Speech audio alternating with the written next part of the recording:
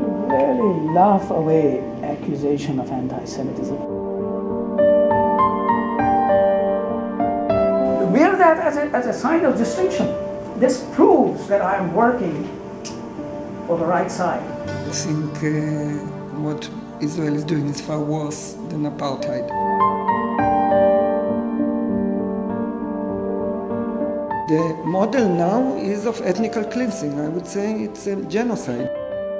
The pro-Israel narrative, which I think transcends what is reasonable in terms of their ability to control or influence American government policies. Much like the child of abusive parents, Israelis are capable of committing their own abuses in the name of security and in defense of their own sense of victimhood. So we can say this, and Hamas is a terrorist organization, sure. They also do great healthcare in kindergartens. I felt that my character, my religion, my home, and everything about what it is to be Jewish in today's world was attacked.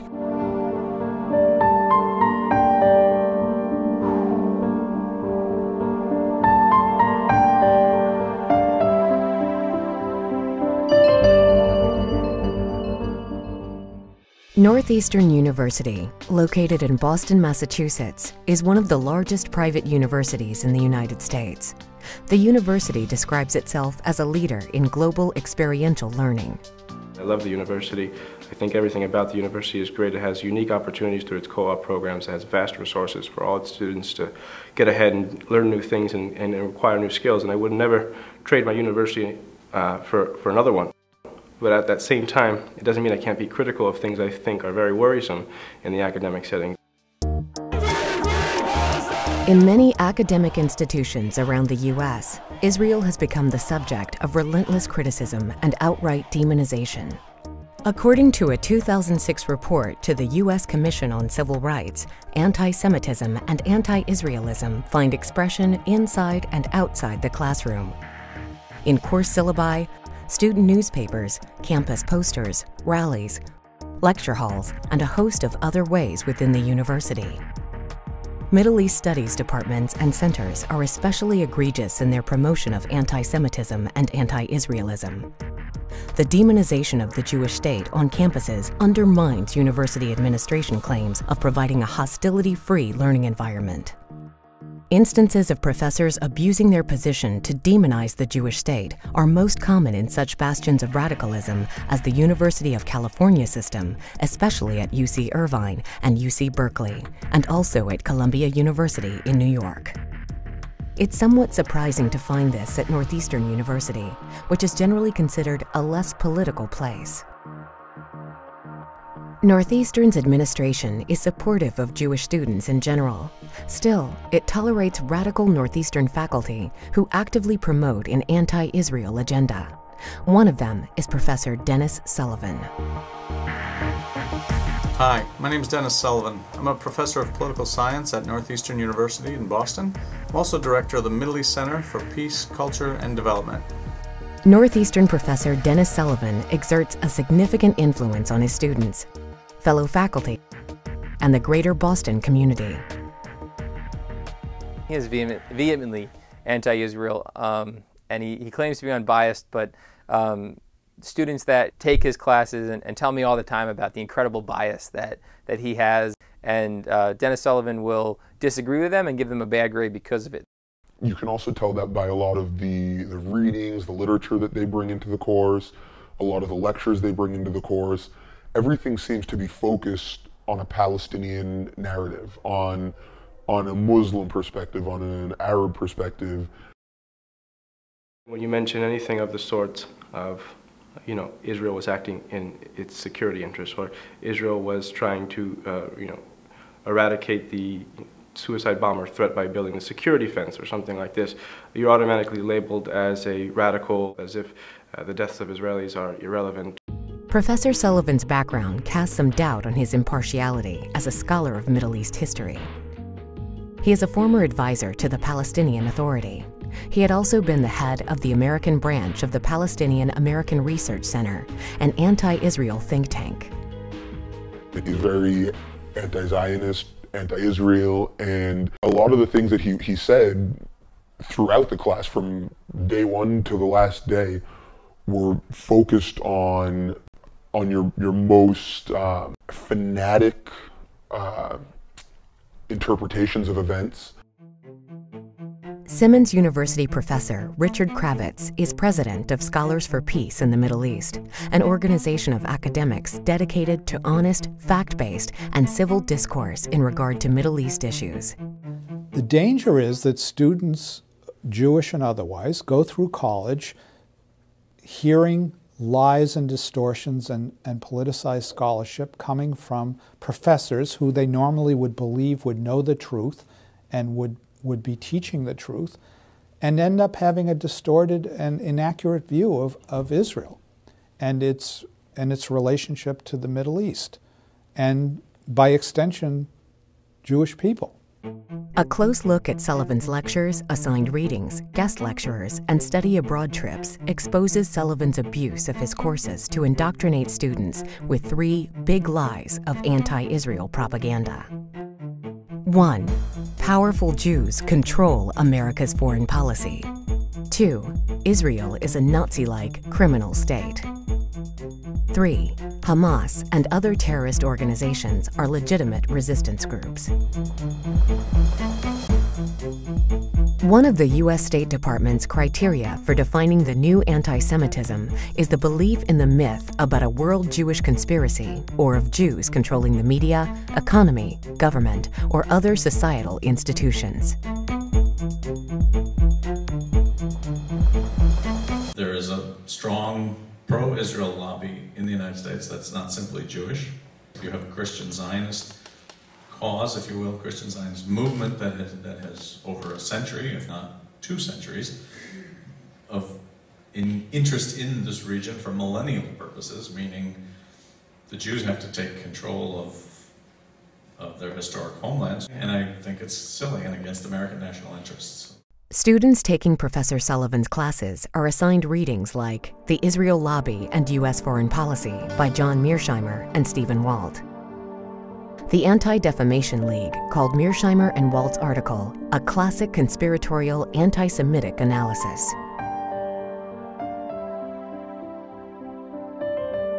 They may not be anti-Semites themselves, but they made a cynical decision to cash in on anti-Semitism by offering to dress up old hatreds in the dowdy Brooks Brothers suits of the Kennedy School and the University of Chicago. These writers and Professor Sullivan believe that Israel, in their view, does not deserve support and is getting support from America, largely. The reason, they say, is because Jews are powerful and unscrupulous. And yet, you know, if you mention anything critical in America, oh, you're anti-Israeli or anti-Semitic, all this other stuff. The notion of an all-powerful Israel lobby controlling America is also supported by Rami Khoury, a longtime member of Professor Sullivan's Middle East Center. The pro-Israel narrative, which I think transcends what is reasonable and gets into the realm of the fanatic in terms of their ability to control or influence American government policies. Dennis Sullivan sends Northeastern students on study abroad trips he calls the Dialogue of Civilizations, 4 to 6 week faculty-led trips that provide Northeastern students with a global experience. In 2009, one such trip brought students to Egypt, where they met with Zahi Hawass, the former Minister of State for Antiquities Affairs, who regards American Jews as part of a worldwide conspiracy. التشريد بتاعهم ده منتشر في العالم كله. في العالم كله. قوة راحوا أمريكا، سيطروا على اقتصاد أمريكا. طبعا هم عندهم تخطيطهم كله إن هم القلة بتاعتهم سيطرت على كل العالم. According to the State Department, another definition of the new anti-Semites is their practice of drawing comparisons of contemporary Israeli policy to that of the Nazis. Such comparisons are the second big lie in Sullivan's courses, in which he teaches that Israel is a Nazi-like criminal state. Sullivan assigns his students readings from the factually dubious book, The Ethnic Cleansing of Palestine, by radical professor Ilan Pappé. Ilan Pappé, who did write a book called The Ethnic Cleansing of Palestine, recently published. Essentially, it's one big lie, in my view. Its sources are suspect, incorrect, distorted, invented in part. Pappé argues that Zionism is one of the most dangerous identities in the world and has called for an international boycott of Israeli academics. He is a prominent opponent of the two-state solution for Israel and Palestine and favors the elimination of the only Jewish state. The only racist state is the Jewish state of Israel. And I think that the message of ethnic cleansing is the message of criminalizing not the policies of the state of Israel, but criminalizing the state of Israel. And we should do this. Sullivan's syllabus also includes Israel-Palestine, How to End the War of 1948, by radical Israeli professor and pro-Palestinian activist Tanya Reinhardt. I think what Israel is doing is far worse than apartheid. The model now is of ethnical cleansing. I would say it's a genocide. It's trying to get as many Palestinians out of their land as possible, trying to kill them slowly. In his course on the Arab-Israeli conflict, Sullivan assigned students readings by Norman Finkelstein, the notorious author of the Holocaust industry. The New York Times called Finkelstein's book a novel variation on the anti-Semitic forgery, The Protocols of the Elders of Zion. In the book, Finkelstein charges Israelis with being the new Nazis. The Zionists indeed learnt well from the Nazis, so well that it seems their morally repugnant treatment of the Palestinians reveals them as basically Nazis. And that in a Sparta-like society filled with bloodlust, killing Arabs is a sure crowd pleaser. If you've never heard of Norm Finkelstein, be careful when you Google him. He is a very controversial person, I should say, and there's a clear campaign against him as an individual. He's Jewish, and yet the controversy resides around his writings about Israel's use of the Holocaust for political justifications. This Thursday night in this room at 7 p.m., Dr. Norman Finkelstein will be here. Sorry I'm not here, I'm going to be in Washington. Speakers like Norman Finkelstein, for example, are frequently the guests of the Muslim student associations on campuses all over America. They love him. He's been called the dream Jew of anti-Semites. We are here protesting the fact that the university is paying for an anti-Semite to speak. It's being paid for the student activity fee, which comes directly from our tuition. Campus cultural events are also used to demonize Israel outside the classroom. In 2010, Sullivan's Middle East Center co-sponsored Palestinian hip-hop band Damn. Its most famous song, Who's the Terrorist, says Israelis are just like Nazis.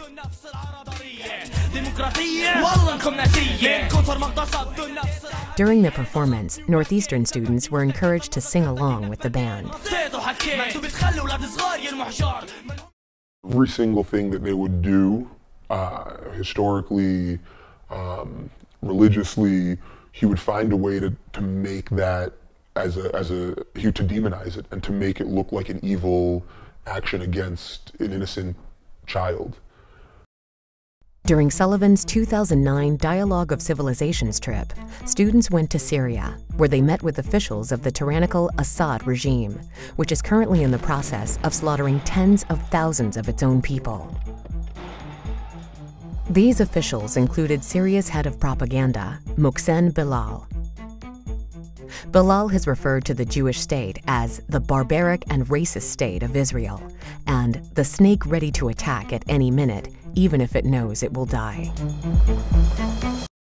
On March 19, 2011, Northeastern University hosted a lecture by the Grand Mufti of Egypt, Sheikh Ali Goma, titled The Radical Middle: Building Bridges Between America and the Muslim World.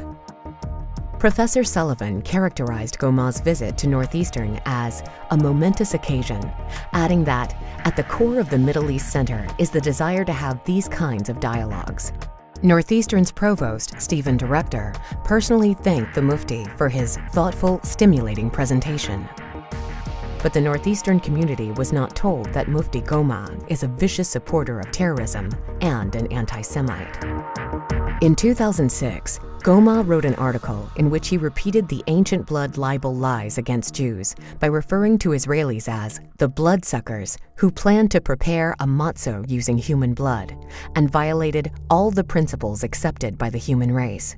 Addressing the terrorist organization Hezbollah, the Mufti assured that its jihad against the Jewish state will not be in vain. He also supported suicide bombers.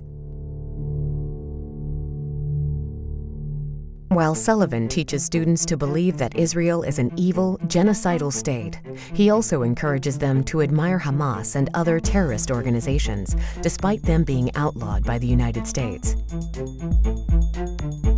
Supporting Hamas, which openly calls for the murder of all Jews, is also defined as anti-Semitism by the State Department, which condemns justifying the killing or harming of Jews in the name of a radical ideology or an extremist view of religion. Professor Sullivan would not like to use the word terrorist or terrorism. In fact, Sullivan finds much to praise about Hamas. Hamas doesn't recognize Israel. So what? So we can say this, and Hamas is a terrorist organization, sure. They also do great healthcare and kindergartens. The Hamas kindergartens are, in fact, notorious indoctrination factories, instilling young children with vicious hatred and enmity toward Israelis and Jews while promoting love of martyrdom.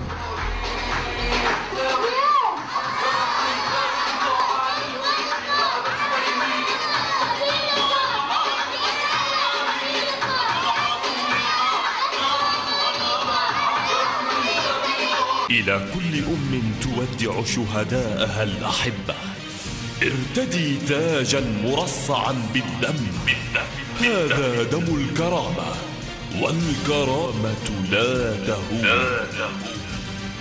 بس من أرضنا بدنا احنا نذبحهم يا سارة عشان يطردوا من أرضنا أكيد ما هو بدنا يعني نطردهم من أرضنا ما هو إذا ما ردوش بالسلام ولا بالكلمة ولا بالحدوتة لازم بالشخص. Sullivan assigned students readings by Sarah Roy, a senior research scholar at the Center for Middle Eastern Studies at Harvard University. Roy has claimed that the Nazi treatment of Jews and Israeli soldiers' treatment of Palestinians were, in her opinion, absolutely equivalent in principle, intent, and impact to humiliate and dehumanize. Hamas itself is a far more pragmatic movement than its typical representation. This is not a group that is the same by any stretch of the imagination as the Taliban or the kinds of government you would see in Iran. Another faculty member, a native of Iraq and a former instructor of Mosul University in Iraq, Dr. Shakir Mustafa, signed a petition that defended Hezbollah, a virulently anti-Semitic organization designated as terrorist by the U.S. government.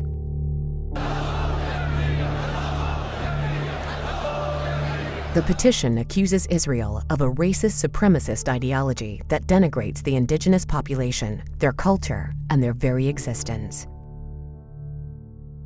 Middle Eastern studies, the people doing the hiring of new faculty are people that have the party line as far as thinking about the Middle East goes. And typically that means that they're people that are not friendly to Israel or Zionism. They're post-colonial theorists who blame all of the ills and dysfunction of the Middle East on imperialism and Western states and Western interventions.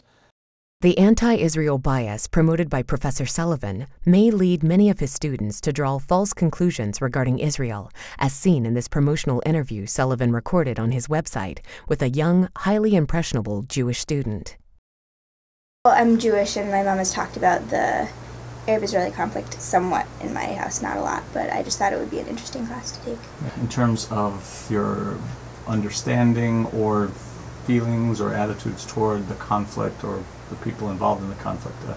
Have you gained a lot more than you thought, or is it pretty much standard stuff that you knew already? Or? I didn't really know details, and so this has taught me a ton already about the history that goes into it, and I'm excited about talking about it with my mom because I don't think she knows a lot either. And so I've learned a lot, and it's still really confusing to me. I have to keep going back and rereading the chapters and to try and make sense of it all because it's a lot to learn. Did you feel like in these first few weeks you're getting a couple sides to the story? Or?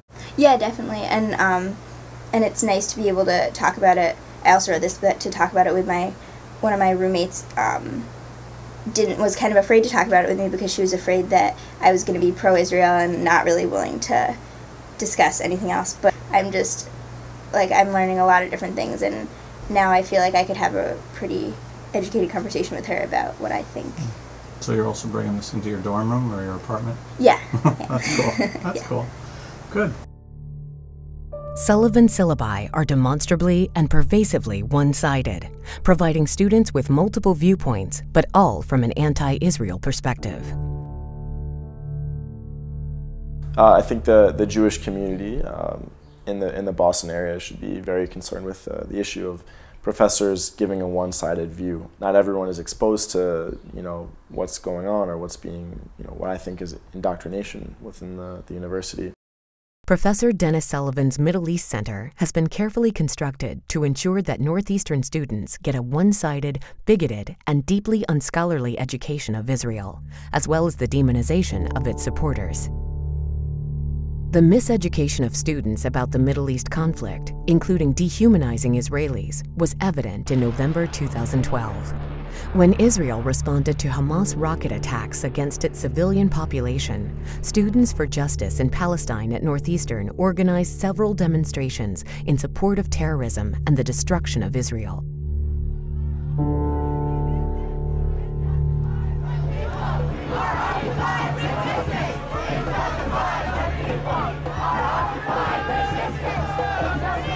The euphemism of resistance is used by Hamas to promote murder of Israeli women and children. From the river to the sea, Palestine will be free. From the river to the sea, Palestine will be free. From the river to the sea is a Hamas genocidal slogan which calls for the destruction of Israel. Palestine will be free. From the river to the sea, Palestine will be free. From the river to the sea. At Northeastern, hostility to the Jewish state also exists in a most unlikely place. My father decided to endow a chair at Northeastern University to study the Holocaust because he was concerned that the Holocaust would be trivialized or forgotten over the years. And so this was his way of making sure that didn't happen. We're now seeing a situation where where the whole purpose of it is being transformed and, in my view, perverted into an attack on Israel and an attack on the Jewish community. My name is Inez Hedges. I'm the Stotsky Professor of Jewish Historical and Cultural Studies. This is my last year in that position. And I certainly didn't want to end my tenure without having Alice Rothschild come and speak to us. What we were trying to do is really think about what's the impact of the Holocaust on the founding of the State of Israel, on the Israeli psyche, on how people act and behave and react. This involves us understanding that out of our catastrophe, we created another catastrophe, which means that we have to take responsibility for it. Much like the child of abusive parents, Israelis are capable of committing their own abuses in the name of security and in defense of their own sense of victimhood. Alice Rothschild is a physician and an anti-Israel activist, a frequent writer and speaker who is known to demonize the Jewish state. Inez Hedges, the Northeastern professor who brought Alice Rothschild to the university, was at the time the Stotsky Professor of Jewish Historical and Cultural Studies. I was born in 1925 in Trzebinia, which was 18 miles from Auschwitz in Galicia. The first few days when the Germans walked in 1939, they were killing the Jews right away. And this is when they killed my father and a brother of 24. I am very disappointed and angry and in pain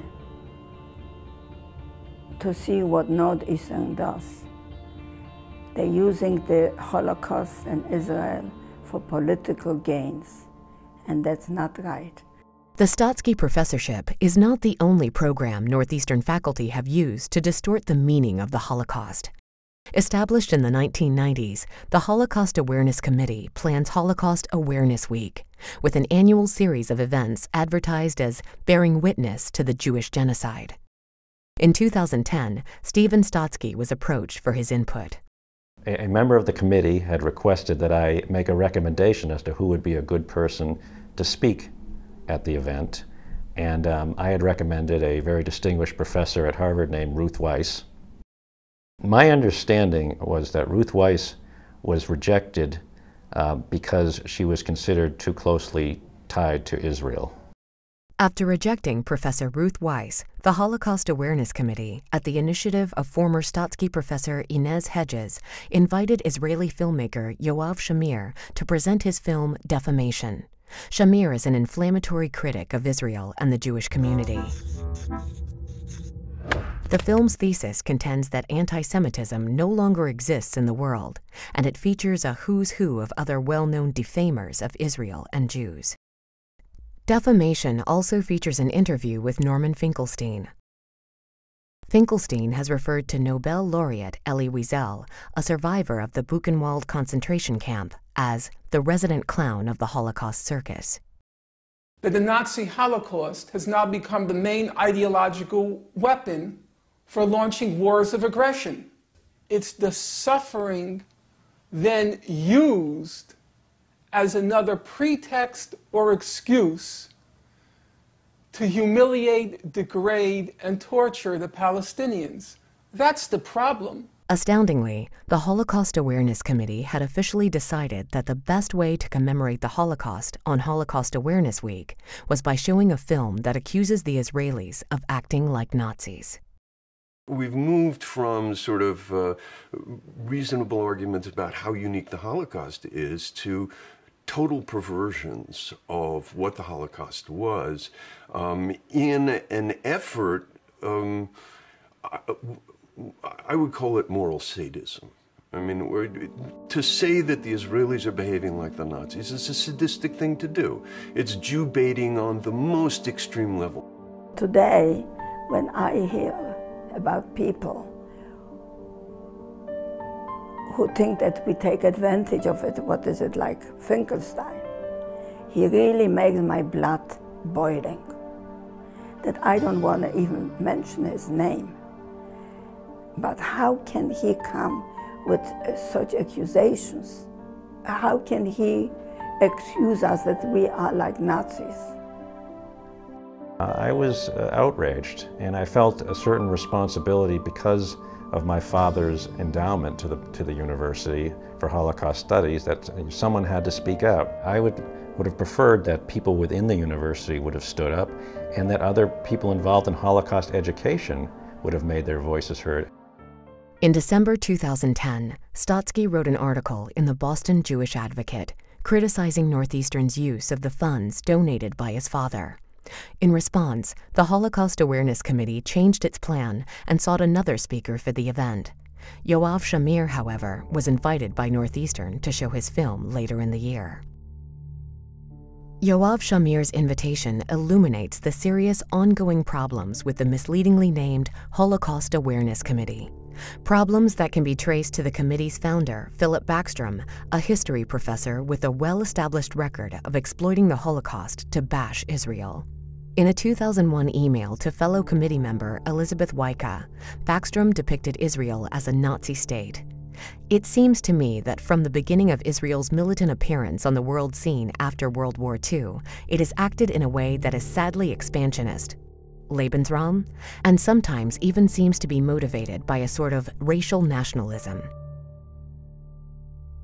Judaism being a religion, how can one ever sympathize with the notion of a Jewish state? Both Lebensraum and racial nationalism are explicitly Nazi terms.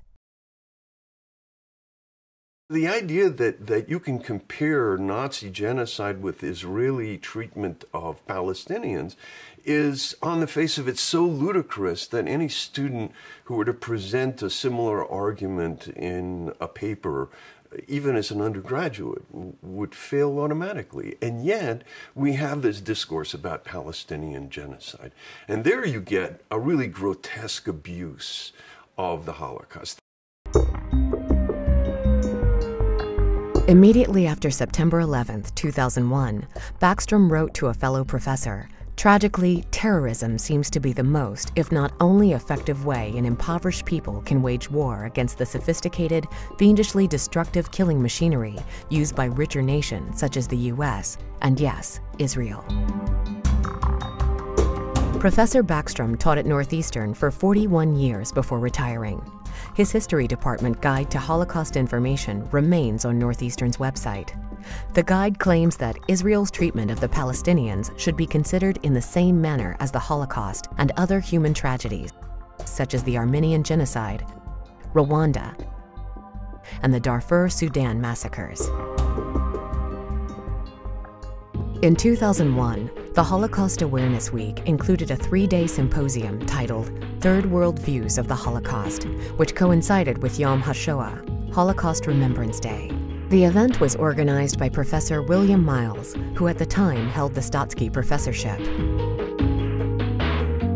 One of the presenters was Nadim Rouhana, a professor at Tufts University and the founder of Mada al-Carmel, a think tank based in Haifa. Professor Rouhana gave a speech supporting and repeating the lie that Israel is worse than the Nazis. To make this comparison, it defies not just historical sense, but it defies moral sanity.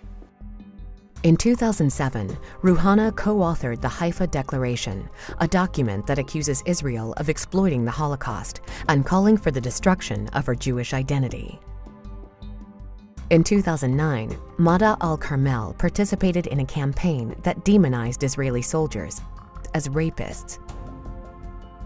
In 2010, invited to speak about the destruction of European Jews at Northeastern, Rouhana wrote that it would be politically and morally wrong for the United States to support recognition of Israel as a Jewish state. The real onus here is on the community at Northeastern and on the community of intellectuals in the West, who should be saying, this is ludicrous stuff. You can't expect us to take you seriously. And instead, they're lionizing people like this. The Holocaust Awareness Committee invited anti-Israel activist Claudia Kuntz as guest speaker for Holocaust Awareness Week. Professor Kuntz has signed a letter accusing Israel of planning to commit further crimes against the Palestinian people, up to full-fledged ethnic cleansing. Until recently, Holocaust Awareness Week was administered by Northeastern's Spiritual Life Center, whose stated mission is to serve, support, nurture, and celebrate the spiritual and religious well-being of every person at Northeastern University. Brandy Purcell, the center's assistant director, was also a member of the Holocaust Awareness Committee. In 2011, Purcell and another member of the center, the Episcopal chaplain Reverend Judith L. Stewart, led a student trip to Israel and the Palestinian territories, where they met with Manuel Musalam, a Gazan priest who supports Hamas and promotes the deicide charge against Jews. The Jews are the ones who killed Jesus. After him, they killed the Christians, and after them, the Muslims. Now they are again killing both the Muslims and the Christians. Throughout history, we have seen that the Jews persecuted the Christians at the beginning of the church, and now they are again persecuting the church and Islam.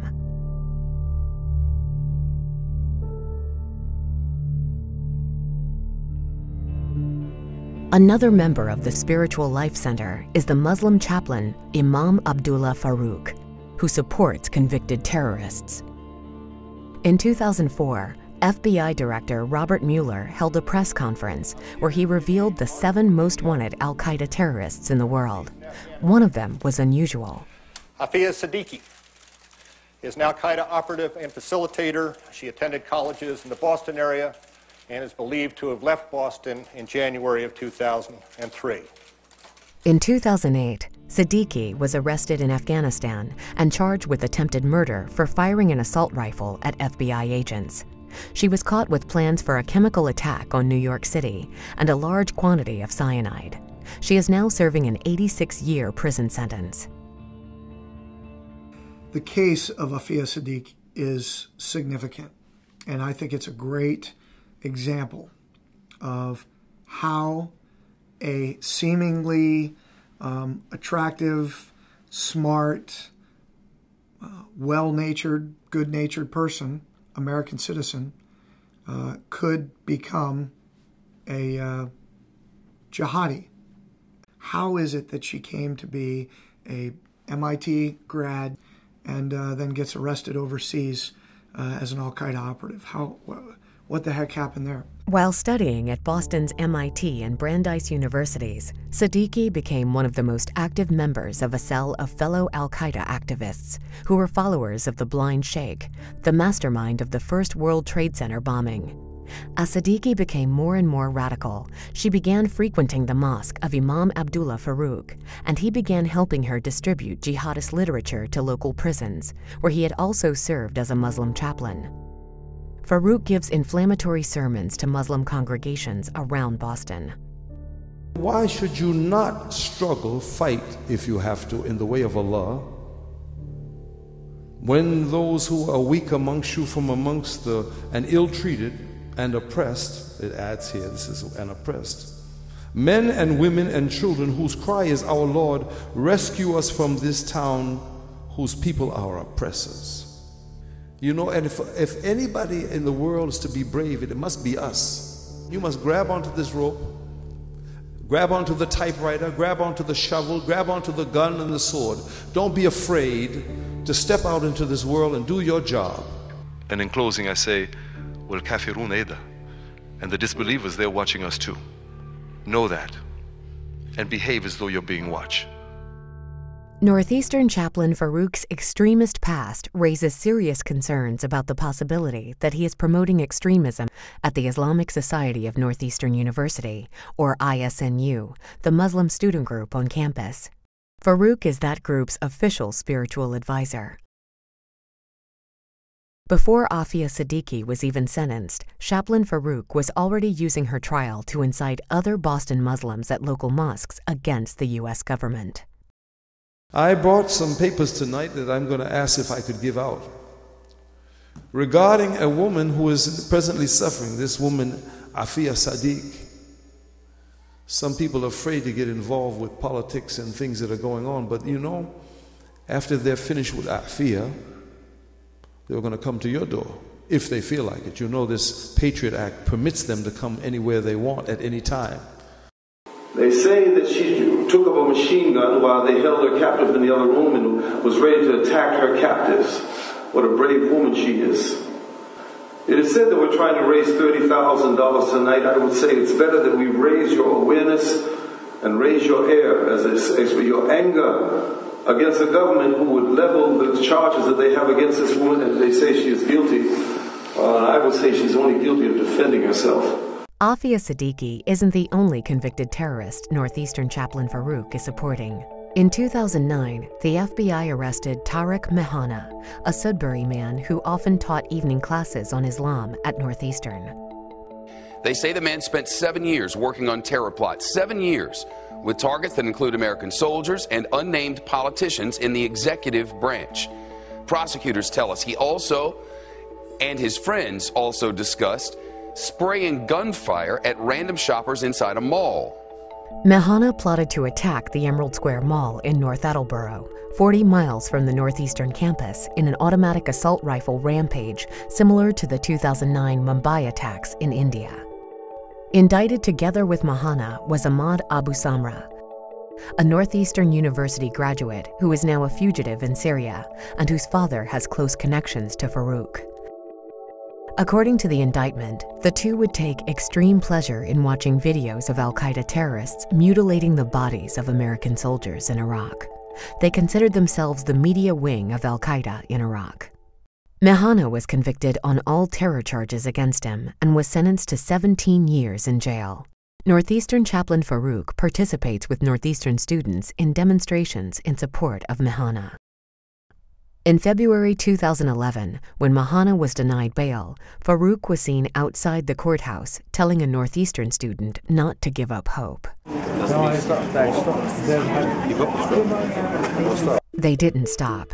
On April 3, 2011, Muslim students at Northeastern organized a seminar in defense of Tarek Mahana, who they claim is suffering from FBI repression. The seminar was supported by the Northeastern administration through the student activity fee. In 2011, the Islamic Society of Northeastern and other student groups were again given funds from the student activity fee to invite Norman Finkelstein. The invitation prompted Northeastern's Jewish students to write an open letter to President Aoun. The Jewish community at Northeastern is beginning to feel unsafe and uncomfortable on campus. We are appalled that the university would sanction such hateful rhetoric against a significant portion of the student body. If you judge by income, American Jews are now, by a significant margin, the wealthiest ethno-religious group in the U.S. Farouk was visibly excited as he listened to Finkelstein's anti-Semitic speech. He was joined in his excitement by some of his colleagues at the Spiritual Life Center. The religious leaders offended Jewish students for supporting the notorious anti-Israel speaker. The entire Spiritual Life office was sitting in the front row wearing keffiyehs, endorsing and applauding everything that Norman Finkelstein had to say. The issue here is that the Spiritual Life Department is here as a group in favor of Norman Finkelstein. Not favoring him, enjoying his comments when they resonated to be the truth. This was not the first time certain members of the Spiritual Life Center engaged in activities deeply offensive to Jews. Both Assistant Director Brandy Purcell and Director Shelley Jankowski-Smith were involved in activities that offended Jewish students. It's a shame that the Assistant Director of the Spiritual Life Department here is a real biased hater of Israel. She's spoken at Students for Justice in Palestine events and, hates me for my title. My title is Israel Programs Director here at Hillel. I mean, she works for a part of the department that is supposed to be open to all students and interfaith and all these sorts of things, when in reality she's a hate-filled, almost anti-Semitic person.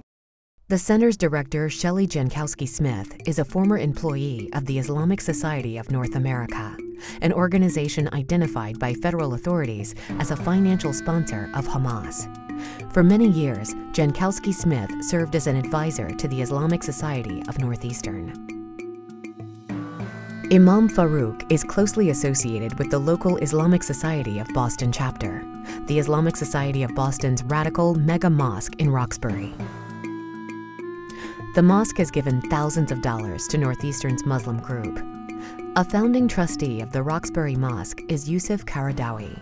The ISNU website, under Chaplain Farouk's leadership, had long recommended books by Karadawi, who is the spiritual leader of the extremist Muslim Brotherhood that has now taken over Egypt.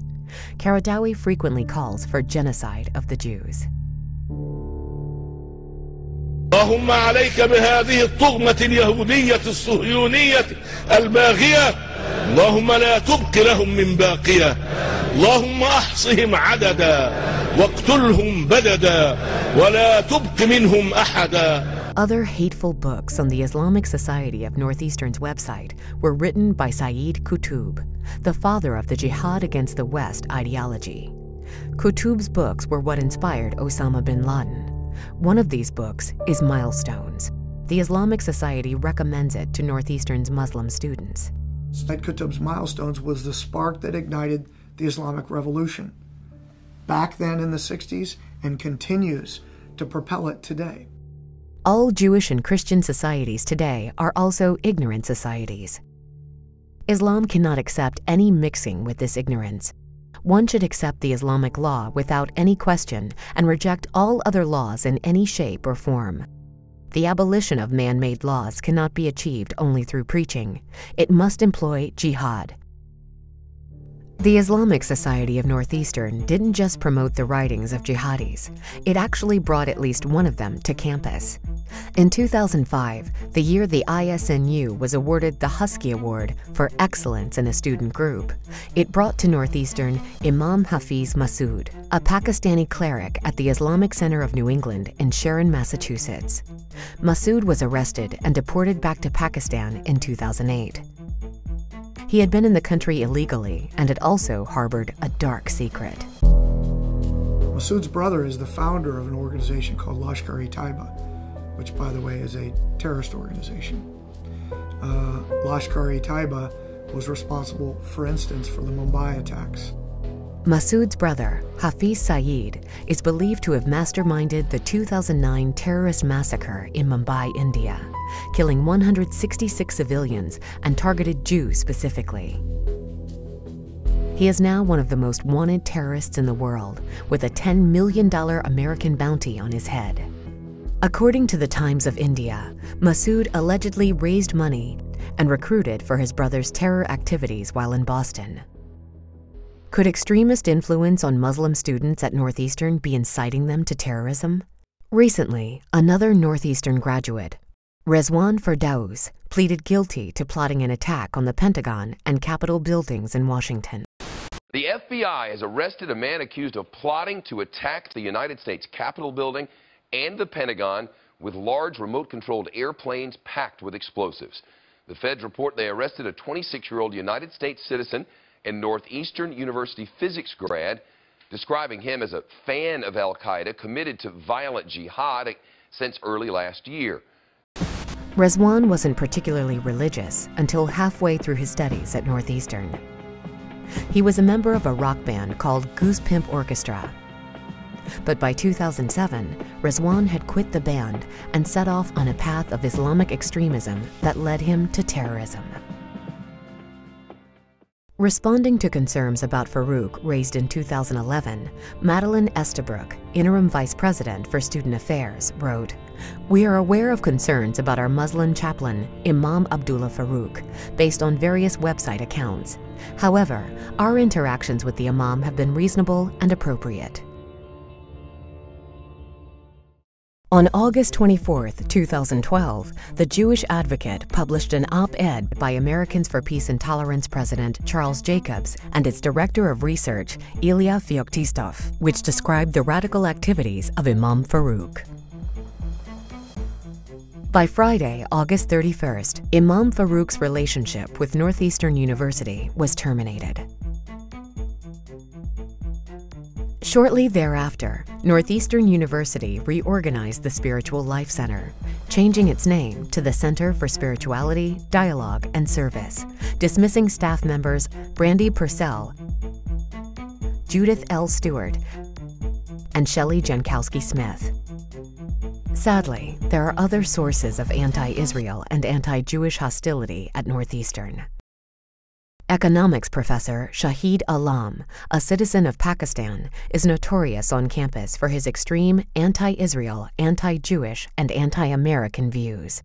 Alam promotes the anti-Semitic conspiracy notion that mostly Jewish elite groups of neoconservatives sought to place American power in the service of Israel. The Jews who teach Middle Eastern studies, Alam wrote, work to incite a civilizational war between Islam and the West. Alam takes pride and some credit in the transformation of Northeastern University to an anti-Israel campus over the past 10 years. I have been teaching at Northeastern for 22 years. And, 10 years back, if I were to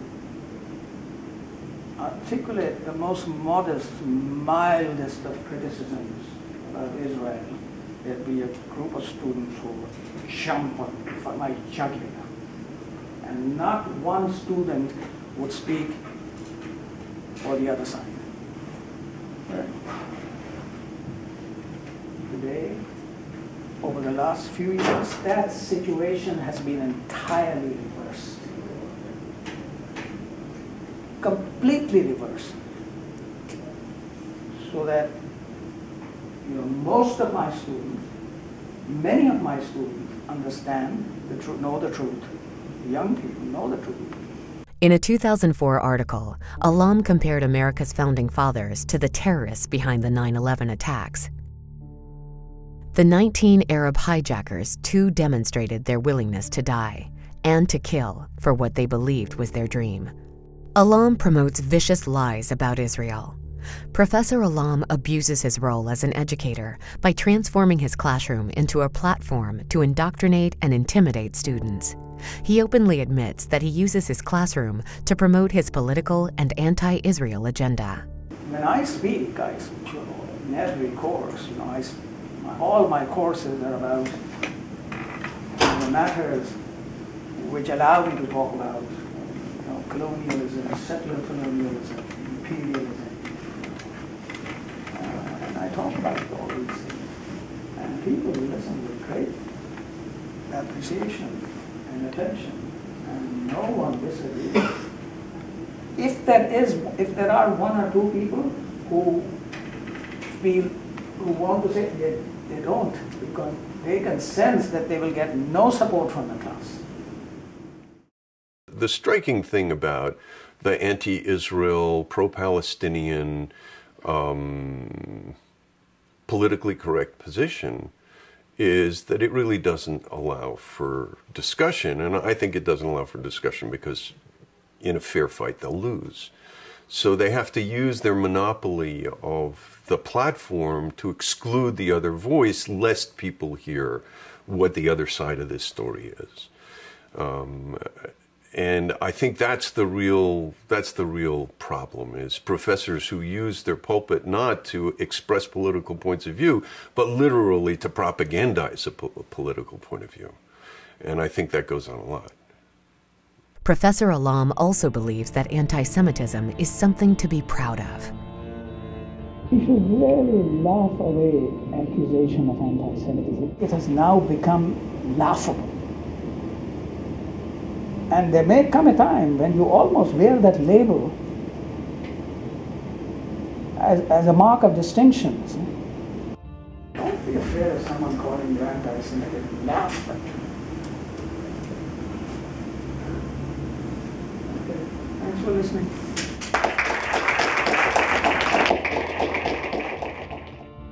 It is outrageous to see a speaker at Northeastern dismissing, even embracing anti-Jewish prejudice, openly expressing his pride at being an anti-Semite, and urging others to adopt that hateful path.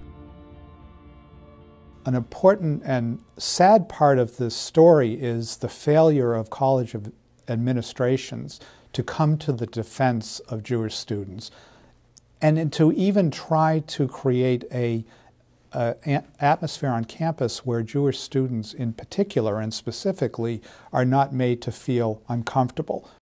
As part of the 2012 Israel Apartheid Week, some members of Students for Justice in Palestine vandalized the campus and defaced the statue of a Jewish donor and trustee of the university, with stickers claiming that Zionism equals racism. Zionism means Israel, means Jew. So if somebody says Zionism is bad, so people almost subconsciously take this message as Israel is bad, Jews are bad. I know that on the West is very different and there are a lot of attempts to separate those. But sometimes when you see very consistently leaflets of this type, you really begin to suspect maybe they're not talking about only Zionism. Anti-Semitic vandalism at Northeastern happened before. In December of 2011, a menorah erected on campus to celebrate Hanukkah was desecrated, apparently not for the first time. Several days later, in a message to the Northeastern community, President Joseph Aoun promised, "We will not tolerate any conduct that creates a hostile or intimidating environment for members of our community." Yet, President Aoun did not mention the anti-Semitic hate crime specifically. Instead, he spoke in general and abstract terms. In 2012, the menorah was desecrated again for the third consecutive year. Aoun's statement again refused to specifically mention anti-Semitism as the motive. President Aoun took a different approach in dealing with hostility towards another minority. In 2006, an African-American professor, Leonard Brown, received a hateful anonymous voicemail. Commendably, Northeastern's administration, president, and Senate reacted strongly against the incident, condemning it in a number of publications and establishing a committee on community harmony. Speaking at the 2012 Academic Honors Convocation, Northeastern's distinguished professor, Vladimir Torchilin, urged the university's leadership to take a more forceful approach to fighting bigotry.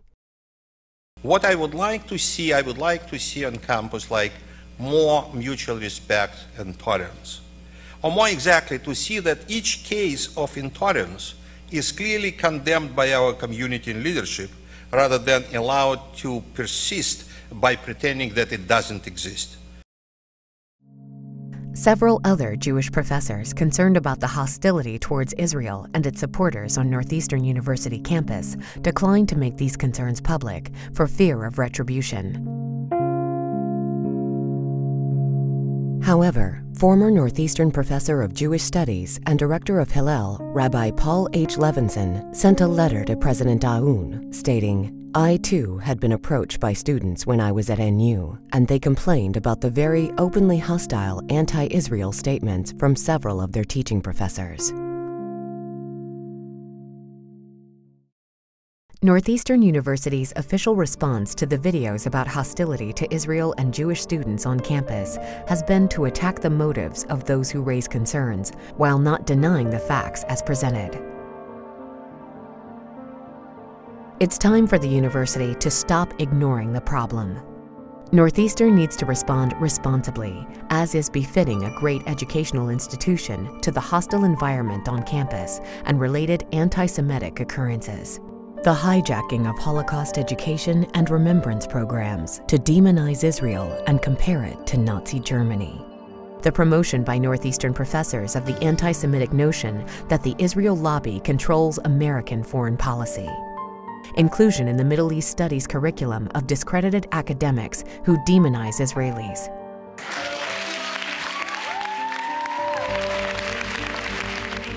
A tenured professor telling Northeastern students that being an anti-Semite is something to be proud of. Vandalism of the statue of Northeastern's Jewish donor and trustee. Desecration of the menorah, which occurred for the third year in a row on November 30th, 2012. While the Northeastern administration cannot be held directly responsible for the behavior of the individual students, the university is responsible for creating and maintaining a safe and non-hostile learning environment. It must be called to account for its refusal for many years to confront anti-Jewish propaganda being taught in its classrooms by radical faculty.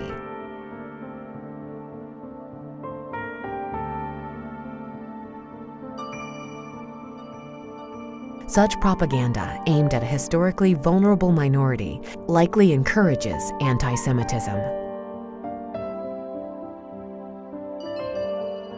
Northeastern University must live up to its core values and treat all the students equally. It's time for the U.S. Department of Education Office for Civil Rights to investigate Northeastern University. Offenses against Jewish students must be condemned with the same vigor as offenses against other minorities.